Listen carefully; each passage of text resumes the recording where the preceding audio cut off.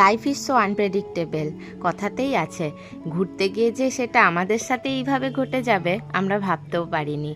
এত আনন্দ করে এত গোছগাছ করে আমরা ঘুরতে গেলাম, কিন্তু সেখানে গিয়ে যে এত বড় একটা বিপদ ঘটবে আমাদের সাথে জানা ছিল না।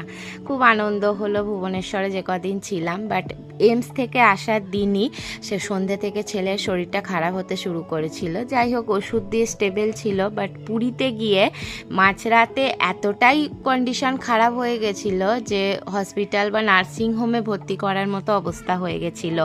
সেখানে আমি আমার হাজব্যান্ড কিভাবে যে দিনগুলো তারপরে পের করেছি ভাবনারও বাইরে। তো যাই হোক, ভগবানের আশীর্বাদ, সবার আশীর্বাদে এখন ছেলে অনেকটাই ঠিক আছে।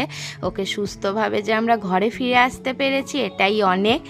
আর ঘর সবসময় একটা শান্তির জায়গা। এই যে আমরা ঘরে চলে এসেছি, আর ভিডিওটা এইটুকুই। আমি সেরকমভাবে আর কোনো লাস্টে ভিডিও করতেই পারিনি, ছেলেকে নিয়ে প্রচণ্ড জর্জরিতে ছিলাম। যাই হোক, আবার পরের ভিডিও আসছে নতুনভাবে, সাথে থেকো, পাশে থেকো, টাটা।